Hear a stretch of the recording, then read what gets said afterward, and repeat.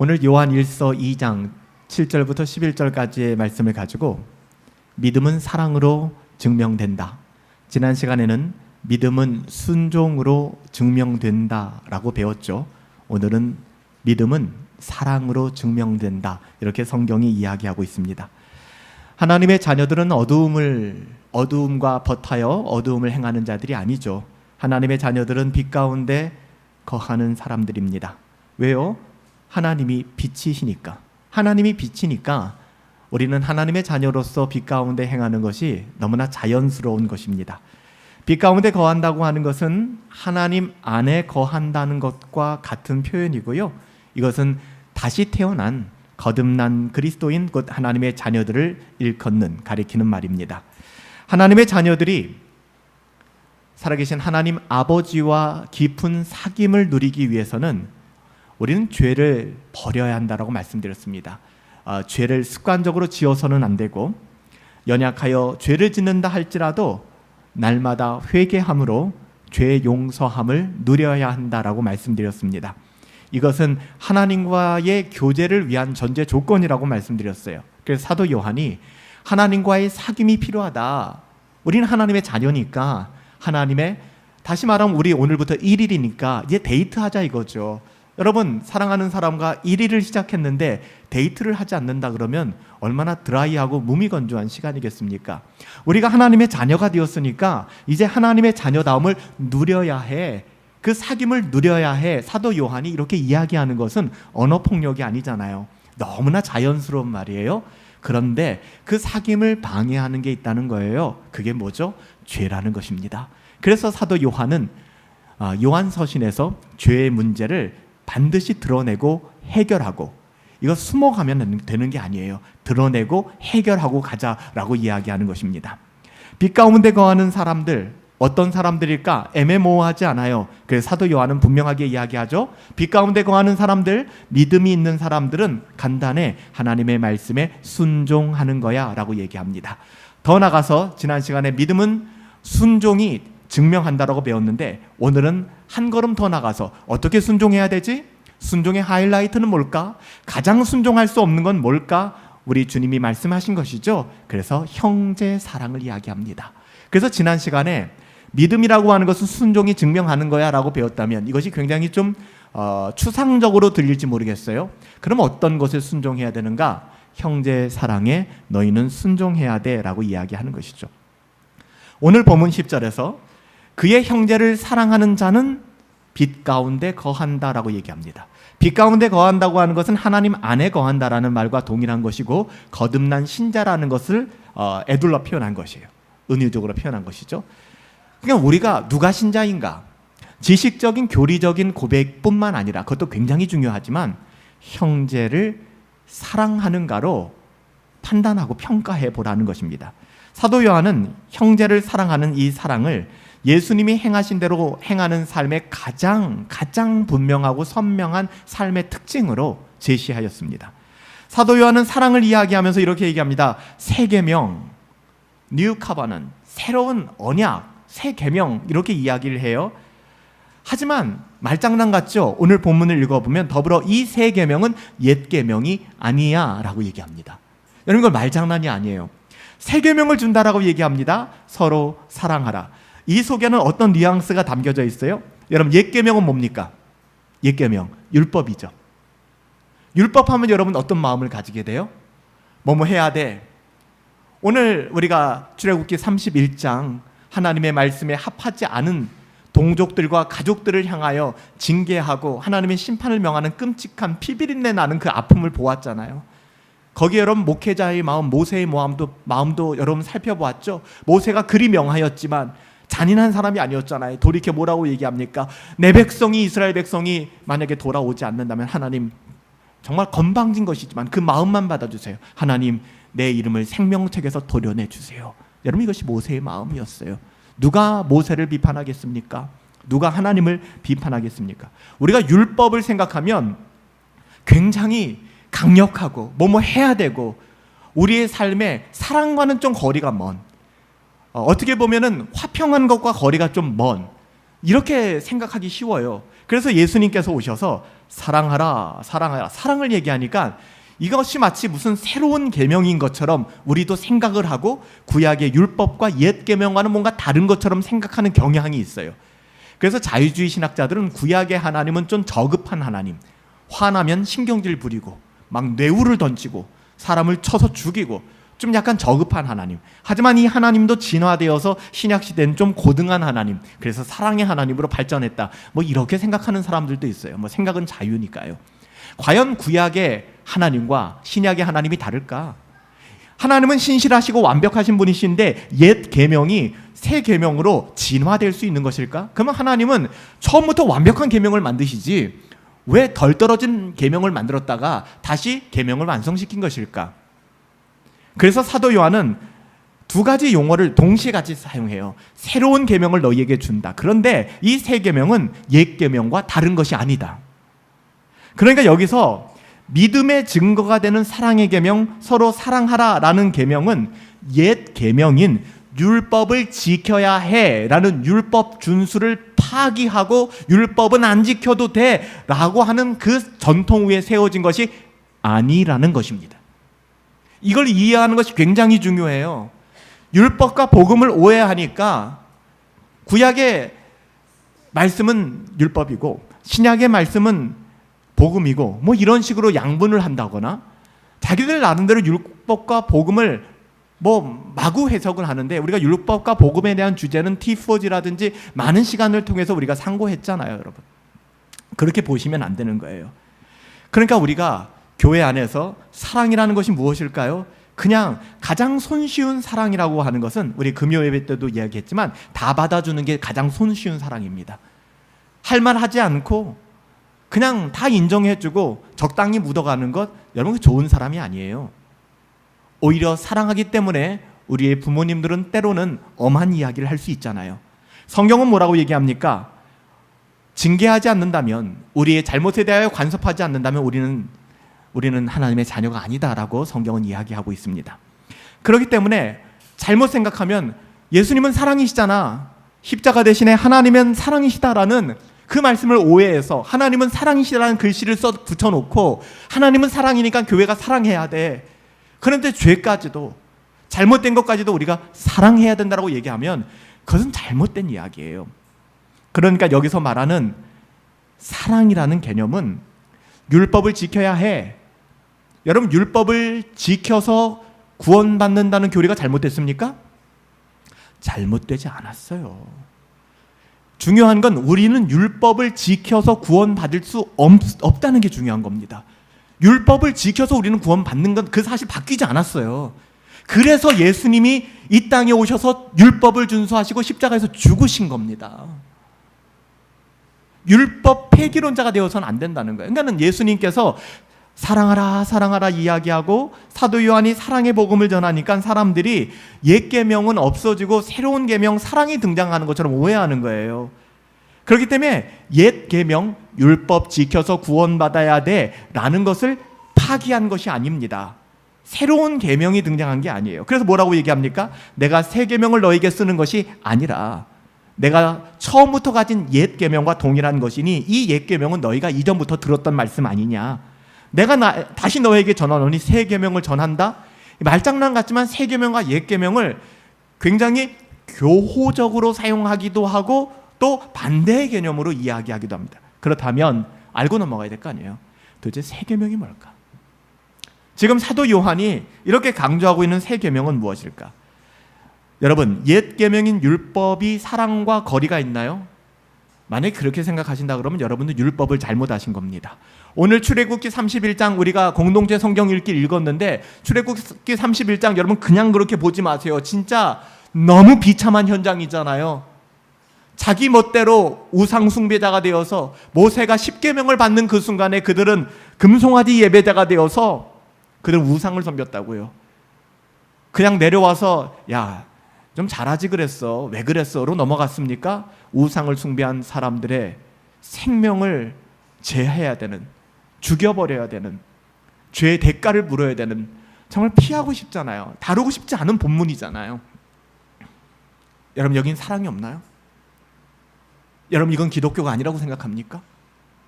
구약은 사랑 없음이라고 여러분 정의하고 싶습니까? 그게 오해라는 것입니다. 여러분, 구약은 신명기 6장 5절 또 레위기 19장 18절에 가보면 대표적으로 이런 말씀이 나와요. 신명기 6장 5절에 이렇게 이야기합니다. 너는 마음을 다하고 뜻을 다하고 힘을 다하여 내 하나님 여호와를 사랑하라. 그리고 하나님의 사랑이 어떠심을 이스라엘 백성들에게 하나님께서 보여주시죠. 그래서 출애굽한 2세대 이스라엘 백성들에게 디우트로노미, 두 번째 율법, 어떻게 보면 신명기, 다시 율법을 수여해 주시는 2세대에게 그 말씀이잖아요. 더 나가서 뭐라고 얘기합니까? 하나님 어떤 분이세요? 레위기 19장 18절에 가보면 이렇게 말씀하세요. 원수 갚지 말아라. 내 동포를 원망하지 말아라. 내 이웃 사랑하기를 내 자신과 같이 사랑하라. 나는 여호와다. 여러분, 이거 예수님의 말씀이 아니었고 구약의 성부 하나님의 말씀이에요. 여러분들, 내 이웃 사랑하기를 내 자신과 같이 사랑하라는 예수님이 이 땅 가운데 오셔서 2000년 전에 새롭게 하신 말씀이 아니라 이미 레위기서에 나오는 말씀입니다. 하나님이 화만 내시는 하나님일까요? 눈에는 눈, 이에는 이만 갚으시는 하나님이실까요? 그래서 옛 계명은 다 폐기해야 되고 새로운 계명이 등장했으니 우리 서로 사랑하라. 자꾸 이렇게 해석을 하니까 사랑이 저급해지는 거예요. 사랑이 천박해지는 거예요. 사랑의 깊이가 없어지게 되는 것입니다. 주님께서는 레위기 19장 말씀을 인용하셨습니다.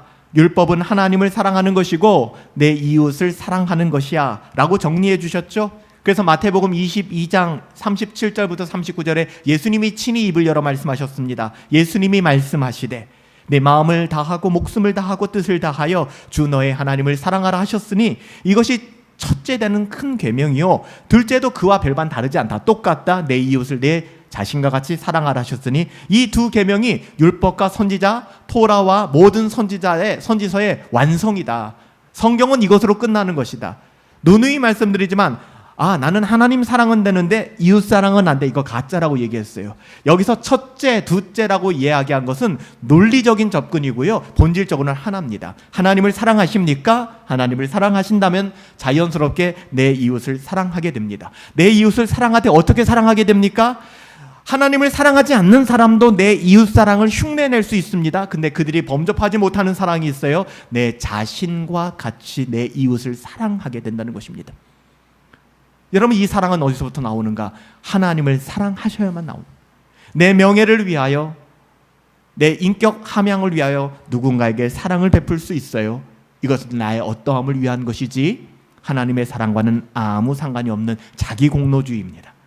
그래서 우리의 사랑은 하나님을 사랑하기 때문에 내 이웃을 사랑하는, 나의 힘으로는 형제를 사랑할 수 없고 나의 힘으로는 자매를 사랑할 수 없죠. 하나님의 그 마음으로 기꺼이 우리가 사랑하는 것, 그것이 바로 복음의 가치를 우리의 삶 속에서 실현하는 것이다 라고 이야기합니다. 이런 점에서 보면 사도 요한이 말하려고 하는 것은 새 계명과 옛 계명은 분리되는 것이 아닙니다. 그런데 옛 계명을 자꾸 오해하니까 새롭게 우리가 그 계명을 가르쳐 준 겁니다. 그래서 여기서 새 계명이라는 이 말은 우리가 우리나라 말로는 새롭다라는 말을 그냥 동일하게 사용하지 않습니까? 근데 헬라어는 달라요. 여기 새로운 계명이다 할 때 새로운을 뜻하는 형용사는 카이노스라는 단어예요. 기억 안 하셔도 돼요. 근데 이 카이노스라는 단어는 어떤 뜻이냐? 전에 없던 것이 새롭게 짜잔 하고 나타난 게 아니라 예전부터 있었던 것인데 그 본질과 가치를 새롭게 내가 리마인드하거나 깨닫게 됐을 때 우리가 카이노스라고 얘기를 합니다. 그렇기 때문에 새 계명을 너에게 준다라는 것이 율법을 폐기해버리고 구약은 아무것도 아니야, 너 구약은 다 버려야 돼, 이런 관점이 아니라는 것입니다. 구약을 오해한, 하나님을 오해한 사람들에게 새롭게 깨달음을 주며 너희가 형제를 사랑하라. 그래서 이스라엘 백성들이 율법을 오해하니까 어떤 짓을 했어요? 계속 말씀드리잖아요. 살인하지 말아라. 아주 극단적인, 10계명은 진짜 아주 극단적인 상황을 얘기합니다. 살인하지 말아라. 이거는 아주 최소치를 얘기하는 거예요. 살인하면 안 되잖아요. 그렇죠? 그러니까 사람들은 내가 사람을 죽이지 않았다는 것으로 내 자신의 의의를 삼기 시작합니다. 여러분, 자기 의로움은 성경에서 가장 악한 것입니다. 우리는 자기 의로움과 끝없이 씨름해야 됩니다. 그런데 살인하지 말라는 십계명을 보면서 나는 살인하지 않았다는 사실로 나의 의로움을 삼아요. 십계명은 우리를 의롭게 만들려는 수단이 아니라 우리의 죄를 드러내고 우리의 무능력함을 드러내는 수단이 되는 거예요. 그러니까 예수님이 오셔서 뭐라고 말씀하셨죠? 이젠 다 외우시잖아요. 제가 드린 말씀들. 아야, 얘들아, 형제를 미워하지 말아야 돼. 그러니까 뜨끔한 거죠. 나는 죽이지 않았어 하지만은 내가 저 자식 진짜 미워했거든, 증오했거든. 근데 죽이진 않았어. 내가 폭력을 가하진 않았어. 이만하면 난 괜찮은 사람이야. 근데 예수님이 오셔서 하신 말씀 뭐야? 네 안에 그 분노, 네 안에 그 미움, 그것이 살인과 전혀 다를 것이 없어 라고 얘기하니까 완전 댐이 무너지는 거죠. 어허, 그럼 우리 가운데 다 살인죄를 지은 거네. 미워하는 것이 살인한 거라니까. 혹여 자기 자신이 어떤 삶을 살을지 모르겠지만 저는요, 그래도 사람 미워한 적 없어요. 저는 사람 정말 미워한 적 없습니다. 저는 미워하진 않아요. 거기까지는 가지 않아요 라고 말하는 사람이 있을 수 있어요. 이것을 또 자기의 의로움으로 삼는 것이죠. 살인하지 말아라, 나는 미워하지도 않았어요, 나는 그래도 괜찮아요 하는 사람에게 예수님 말씀하십니다. 사랑하라. 네가 사랑하지 않는다면 그를 미워한 것이고, 미워한 것은 살인한 것이다. 논리적 비약이 아니라 우리가 논리의 처음과 끝을 보면 어떻습니까? 우리가 사랑하지 않는다면 우리는 늘 살인죄를 짓고 살아가는 사람들이라는 사실이에요. 그렇기 때문에 십계명을 대할 때 우리는 이 십계명은 나의 의로움을 드러내는, 내가 하나님 앞에 이런 사람이라는 것을 증명하며 살아갈 수 있는 수단이구나. 현숙한 그리스도인은 이런 생각하지 않는다는 것입니다. 말씀에 비추어 끝없이 나는 안 됩니다. 하나님의 사랑이 없이는 나는 불가능합니다. 하나님 나의 어떠함으로 사랑할 수 없습니다. 여러분, 이 고백이 나오게 되는 거예요. 그래서 예수님께서도 또 사도 요한도 그런 마음으로 사랑하라는 것입니다. 사랑을 실천하라는 것이죠.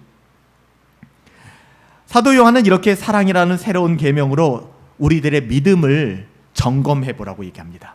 믿음이 있노라 하며 사랑이 없다면, 사랑하는 마음이 없다면 사랑의 마음은커녕 사실은 우리들의 마음에 관심조차 없을 때가 너무 많거든요. 진짜 회개해야 될 영역 같아요. 관심조차 없으니까 사랑이란 미움이란 감정이 자리 잡을 그게 없어요. 전 여러분들 가운데 좀 형제를 향해, 교회를 향해 서로가 관심을 갖고, 더 나아가서 나의 힘으로는 안 되죠. 나 먹고 살기도 힘들어 죽겠는데, 그렇죠? 그래서 우리의 힘으로는 안 되고요, 하나님의 사랑으로 우리가 형제를 사랑하고 자매를 사랑할 수 있는, 여러분, 그 사랑의 자그마한 실천들이 있어야 된다는 것입니다. 그래서 오늘 사도 요한은 그 사랑의 실천이 완벽하지는 않더라도 완전하신 하나님의 그 어떠하심에 격발하여 조그맣게라도 드러나고 있는가, 그럴 마음이 일이라도 있는가를 체크업 해보라는 겁니다.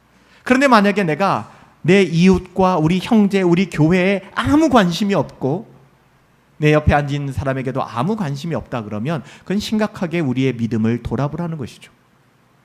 빛 가운데 거한다고 살고 있다고 말하면서 그 형제를 미워한다면, 사랑하지 않는다면 그는 단순히 거짓말을 하는 것이 아니라 어둠에 있는 자다라고 얘기합니다. 오해하지 말아주세요. 성경이 그렇게 분명히 이야기해요. 여기서 형제를 미워한다는 말은 어느 순간, 어느 기간에 어떤 형제에 대하여 미워하는 마음을 가진 것 때문에 괴로워하는 경험, 이런 정도를 이야기하는 거예요. 내가 그 사람 너무 미워했던 것 같아. 과거의 특정 사건을 소환해내서 지금 양심의 가책을 받거나 윤리적으로 다시 한번 내 삶을 다시 한번 좀 재정립해야겠다, 그렇게 이해하면 안 되는 거예요. 여기서 사도 요한이 이야기하는 것을 형제를 미워하는데, 이 미워하는 감정이 지속적으로 계속되어지는 거예요. 불편한 것이죠. 그 상태로 살아가는 것입니다. 나는 미움이라고 하는 것이 근본적으로 그 사람을 움직이는 동력이 되는 거예요. 여러분, 그래서 우리가 우리의 분노를 굉장히 조심해야 되는 거거든요. 정의를 가장한 분노. 내가 이 사람을 사랑할 수 없는 수만 가지 이야기를, 논점을 이야기하기보다는 내가 그를 사랑하지 못한 나의 어떠함을 회개하셔야 되는, 맞습니다. 자꾸만 정당화하지 마세요. 내가 그 사람을 사랑할 수 없는 이유, 예를 들어서 B, C, D는 내가 사랑할 수 없는데 B, C, D를 내가 용납함에도 불구하고 A는 사랑할 수 없는 이유, 여러분 이것을 우리의 정당한 근거로 사용하지 마십시오. 그냥 우리는 사랑 없음을 인정하며 하나님의 은혜를 구해야 되는 것이죠. 그냥 사랑하지 못하는 미움이 우리의 기조가 되는 거예요. 그러면 그 사람은 빛 가운데 살아가는 사람들이 아니에요. 어둠에 있는 자임을 증명하는 것이다. 11절에서 계속 이 사람에 대해서 이야기합니다. 그는 단지 어둠에 있을 뿐만 아니라 어둠 속에서 행동하는 사람이다라고 얘기합니다. 형제를 미워하는 사람의 영적인 주소가 어디라는 거예요? 여러분 주소, 여러분 어디에 있습니까? 옛날에 뭐 페이스북이라든지 인스타 같은 거 할 때 유행처럼 신자들, 그리스도인들 가운데 주소를 쓸 때 당신은 어디에 있습니까? In God, 하나님 안에 있습니다. 이런 걸 쓰는 것이 유행인 적도 있었어요. 정말 그랬으면 좋겠어요. 여러분 어디 있습니까? 여러분 에덴 동산에서 하나님이 아담아 아담아 너 어디 있느냐, 범죄한 아담을 찾으시잖아요. 너 지금 지정학적 위치가 어디니? 너 어느 번지에 있니를 찾는 게 아니에요. 하나님은 알고 계세요. 하나님이 아담을 찾는 것은 아담의 영적 포지션이 어디 있는가를 찾는 겁니다. 범죄하여 숨었나이다. 여러분 오늘 이 아침에도 하나님이 우리를 묻고 계시지 않겠습니까? 너 어디 있니? 라고 얘기할 때 여러분 이 말이 그냥 뭔 소리야? 라고 받아들이지 마시고 내가 지금 어디에 있는지를 여러분 돌아볼 수 있어야 한다는 것입니다. 나는 어둠 속에 있는가? 빛 가운데 있는가? 신자는 자기가 가야 할 인생의 종착지를 압니다. 신자는 자기의 인생이 하나님을 영화롭게 하기 위하여 살아간다는 것도 알고 있어요. 이것이 신자를 지배하고 있는 삶의 목적 아니겠습니까? 그런데 뭐라고 얘기합니까? 어두움 가운데 행하는 자에게 성경은 이렇게 얘기해요. 이는 그 어두움이 그의 눈을 멀게 하였음이라. 그래서 우리는 세상의 방식대로 무관심하게 계속 살아가는 거예요. 그게 왜요? 그냥 어쩌다 보니가 아니에요. 어두움이 그 사람의 눈을 멀게 했다는 거예요. 그래서 에바다, 우리 예수님께서 내 눈이 열릴지어다. 여러분 우리 인간적인 시력을 이야기하는 것이 아니라 어떻게 보면 영적인 시각이 열려져야만 합니다. 그의 눈이 어둠 가운데 멀어버린 거예요. 그래서 오늘 본문에서 그 어둠이 그의 눈을 멀게 하였습니다. 무서운 말입니다. 어두움에 있고 어두움에 행할 뿐만 아니라 그 어두움이 그의 눈을 멀게 만들었으니 그는 볼 수가 없는 것입니다. 형제를 사랑하라는 계명에 대한 불순종은 결정적으로 사람의 눈을 멀게 만듭니다. 그리고 지속적으로 불순종의 삶을 살아가게 만듭니다. 형제에 대한 미움은 우리의 시각을 계속해서 왜곡시키고 눈을 멀게 만드는 거예요. 참된 것을 분별하지 못하게 만들고 자기를 증명하려고 하고 상황을 정당화하려고 점점 상황이 안 좋아집니다. 회개하셔야 합니다. 우리 함께 회개합시다. 사랑 없음을.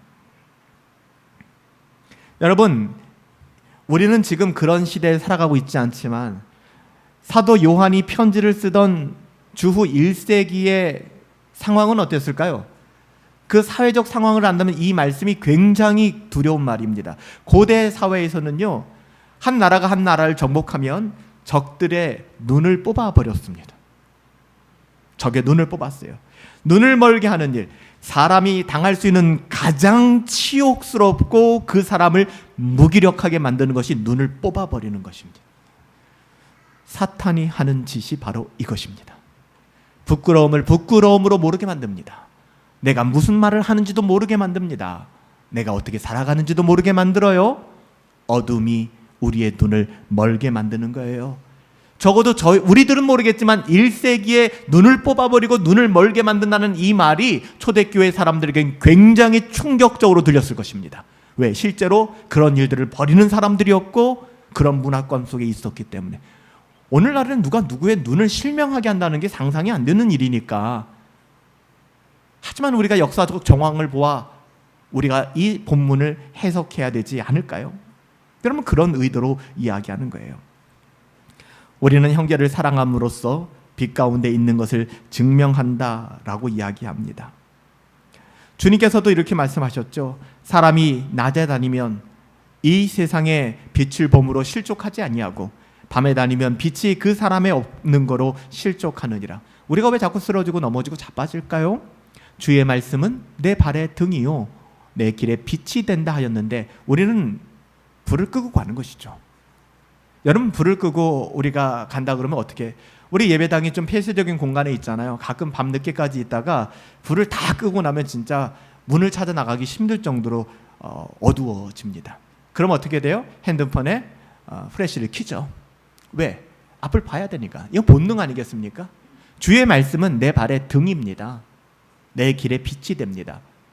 그럼에도 불구하고 우리가 등을 켜지 않고 빛의 인도함을 바라지 않는다 그러면 그는 그냥 어두운 가운데 살겠다는 것이죠. 그게 좋다는 것이죠. 여러분, 말씀을 한번 정리해 봅시다. 오늘 우리가 얻은 교훈을 좀 적용해서 이 말씀을 우리 안에 좀 녹여보았으면 좋겠어요. 여러분, 사랑이란 게 뭘까요? 사랑은 love is feeling, 사랑은 느낌이 아닙니다. 또 이러면 오해하니까 느낌만이 아닙니다. 사랑은 그런 게 아니에요. 오늘 본문이 말하는 형제의 사랑은 단지 느낌, 나 너한테 좀 그게 있어, 뭔지 모르겠지만 너에 대한 호감이 있고 이게 있어. 여러분, 사랑은 이것만으로 표현될 수 있지 않아요? 신앙의 진정성이라고 하는 것은 당연히 말에 있지 않은 것처럼 사랑도 그 진정성은 느낌에만 있는 것이 아닙니다. 그거는 내 느낌이 바뀌면 그 사랑은 왜곡되고 변질되고 말 것입니다. 여러분, 신앙의 정체성은 계명을 순종하면서 드러나잖아요. 특별히 요한은 특별한 계명, 주님께서 말씀하신 계명을 얘기하면서 형제 사랑을 이야기하거든요. 근데 형제 사랑을 뭐라고 얘기합니까? 우리 주님이 말씀하신 것처럼 내 형제를 사랑하는데 내 몸과 같이, 정말 나 자신과 같이 그를 사랑할 수 있는 마음으로 사랑하라고 얘기합니다. 그리고 예수님께서 이렇게까지 말씀하셨죠. 뭐라고 말씀하셨냐면은 너희가 당장 형제가 배고파하고 있는데 뭐라도 좀 사 먹지 그래 라고 말하는 것은 이건 언어폭력이죠. 아니, 내가 지금 돈이 없어요. 먹을 게 없다고요. 그런데 가서 배불리 먹어라. 이게 무슨 사랑입니까? 내가 추워요. 겨울에 입을 옷이 없어요. 그런데 좀 따뜻하게 입고 다니지. 누군 따뜻하게 입고 싶지 않아요? 근데 옷이 없어요. 근데 그를 보면서 난 내 할 거 다 하고 내 여가선영 다 하고 나를 위해서는 아까워하지 않으면서 형제를 향하여 우리가 돌아보지 않는다 그러면, 그래서 예수님께서도 신자의 삶에 대하여 다른 의미가 아니라 우리가 연보를 하고 헌상을 하는 것, 이 부분에 대한 가치를 굉장히 소중히 여겼고 굉장히 중요하게 여기신 이유가 여기에 있는 거예요. 왜냐하면 그것 자체가 불가능하면 우리는 형제 사랑은 일도 나갈 수가 없거든요. 그래도 하나님이 우리 교회는 은혜를 주셔서 우리가 긍휼한 마음과 또 선교사님들을 향한 마음과 교회를 향한 마음을 가지고 작은 교회, 부담스러우실 수도 있겠지만 각자의 자리에서 교회의 사랑을 연보하시기도 하시고 또 선교를 연보하시기도 하시고 또 특별히 구제의 시간대마다 특정한 기관과 또 이웃을 위하여 또 목적 연보를 하셔서 돕기도 하는 모습들을 보면서 그래도 참 우리 안에 하나님의 안정감이 있구나라는 생각을 목사로서 해보긴 합니다. 사랑은요, 그냥 마음이 아닙니다. 이것은 구체적인 실천이 따라와야 하는 것이죠. 서로 사랑하는 그 사랑. 그래서 예수님이 이렇게까지 얘기했어요. 새 계명을 너희에게 주노니 서로 사랑하라. 내가 너희를 사랑한 것 같이. 그러니까 예수님이 우리를 어떻게 사랑하셨는가를 생각해 보세요. 내가 너희를 사랑한 것 같이 너희도 서로 사랑하라. 너희가 서로 사랑하잖아. 그러면 너희는 내 제자야. 여러분, 누가 예수님의 제자라고요? 누가 거듭난 신자라고요? 예수님이 우리를 사랑하신 것처럼 우리가 누군가를 사랑할 때. 여러분, 한 가지만 더요. 미움은요, 우리의 덫입니다. 덫. 여러분, 덫을 조심하셔야 합니다. 올무를 조심하셔야 됩니다. 가끔 산에 등산하다 보면은 야생 미렵꾼들이 쳐놓은 그 덫에 걸리는 경우가 있어요. 정말 치명적이거든요. 여러분, 덫이라고 하는 것이 정말 잔인한 것입니다. 그런데 우리 신앙에 있어서 가장 위험한 덫은 뭘까요? 그게 미움입니다. 우리는 미움이라는 덫을 조심해야 돼요. 사도 요한은 서신 뒤에서 뭐라고 얘기합니까? 요한일서 3장 15절에 그 형제를 미워하는 자마다, 잘 들으세요, 살인하는 자니라고 얘기합니다. 성경이 그렇게 증거하고 있어요. 요한일서 3장 15절에 그 형제를 미워하는 자마다 살인하는 자니. 오늘 본문 11절에 그 형제를 미워하는 자는 어둠에 있고 또 어둠에 행하며 갈 곳을 알지 못하나니 비참하죠. 이는 어둠이 그의 눈을 멀게 하였기 때문이라. 여러분, 형제 사랑이 얼마나 소중한 것인지, 우리의 힘으로는 사랑할 수 없습니다. 하나님의 사랑이 우리 가운데 너무나 크기 때문에 오늘 이 시간에 하나님이 우리를 어떻게 사랑하셨는지를 먼저 생각하세요. 그러니까 사랑하라는 강박에 빠지지 마시고 하나님이 나를 얼마나 사랑하셨는가를 여러분 헤아려 보세요. 그러면 누가 시키지 않아도 우리는 용서하고 사랑하고 실천할 수 있어요. 그래서 우리는 알 수 있는 걸, 아하, 내가 믿음이 있구나, 믿음으로 살아가구나, 가는구나를 알게 되는 것입니다. 사랑하는 성도 여러분, 믿음이 있습니까? 여러분들이 하나님의 말씀에 순종하는 것이 믿음을 증명합니다. 여러분들이 형제를 사랑하는 것이 여러분의 믿음의 참과 거짓을 분간하게 만들어주는 것입니다. 미움의 덫에 걸리지 마시고 어둠이 우리를 눈멀게 방치하지 마시고 빛을 밝히시며 빛 대신 주님 앞에 나와 사랑을 나누며 실천할 수 있게 되기를 예수님의 이름으로 축복합니다.